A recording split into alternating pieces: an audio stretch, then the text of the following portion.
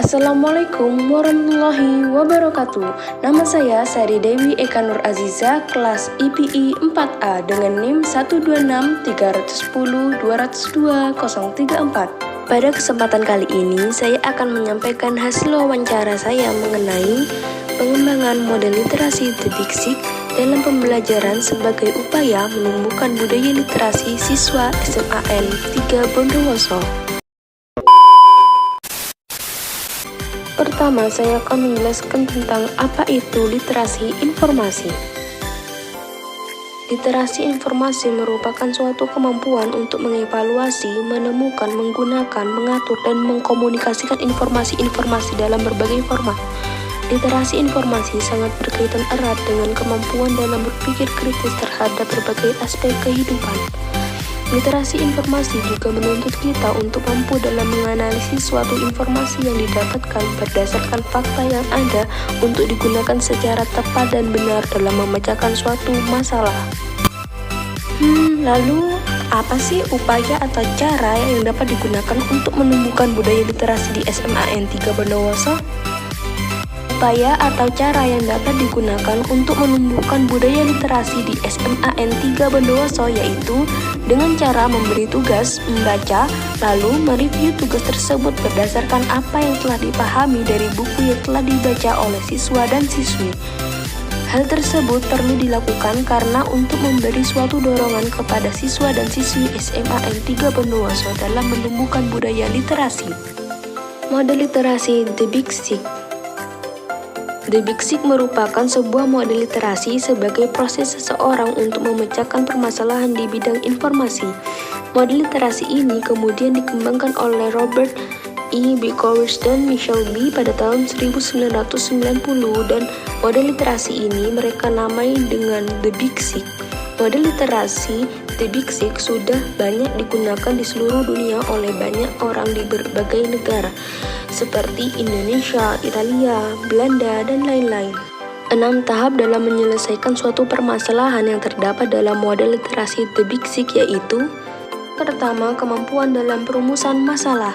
Dalam merumuskan masalah suatu informasi, siswa dan siswi perlu memahami atau mengenali apa saja persyaratan-persyaratan dari suatu permasalahan yang sedang diteliti untuk dapat memecahkan suatu permasalahan dengan pasti agar tidak ada suatu informasi yang mengandung unsur hoaks. 2. Kemampuan dalam strategi pencarian informasi. Dalam pencarian informasi, kita perlu mengetahui tentang permasalahan dan informasi yang diperlukan dalam menyelesaikan setiap permasalahan.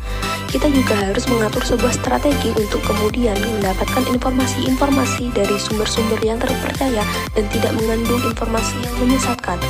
Beberapa media yang dapat digunakan oleh siswa dan siswi untuk mencari sumber informasi yang terpercaya seperti media elektronik, media cetak, media digital, media audiovisual, dan lain-lain. Yang ketiga, kemampuan dalam mengalokasikan dan mengakses informasi.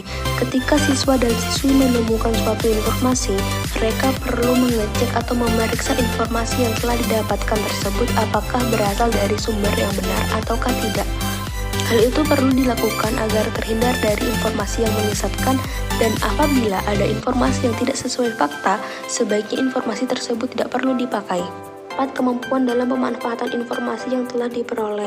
Dalam memanfaatkan suatu informasi, kita harus bisa membaca, mendengar, dan meraba apakah informasi tersebut sudah sesuai dan relevan atau tidak.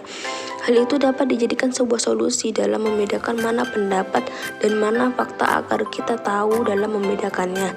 Selain itu, narasumber juga berpendapat bahwa banyak informasi tambahan yang dapat didapatkan oleh guru mata pelajaran bahasa Indonesia seperti khususnya pada kelas 11 IPS 2 mengenai nilai PHB yang mana belum satupun siswa yang mencapai nilai KKM yaitu 70. Yang kelima, kemampuan dalam mengorganisasikan dan mempresentasikan informasi dari berbagai sumber atau sintesis. Dalam menyusun suatu informasi, kita harus bisa menuliskan informasi tersebut secara terstruktur untuk memudahkan dalam menjawab suatu permasalahan yang sedang diteliti. Informasi yang didapatkan penulis dari Wakasek kurikulum yang sekaligus merupakan guru bahasa Indonesia di SMAN 3 Bondowoso sangat cukup mewakili untuk dapat mengetahui tentang tingkat literasi siswa dan siswi di SMAN 3 Bondowoso. 6. Kemampuan dalam mengevaluasi. Dalam menyelesaikan suatu permasalahan, kita perlu melakukan sebuah pengevaluasian secara kritis, efektif, dan efisien untuk menyelesaikan masalah agar dapat dipahami dan dimengerti. Hal itu dapat dilakukan secara mandiri dan juga bisa dilakukan melalui masukan dari orang lain.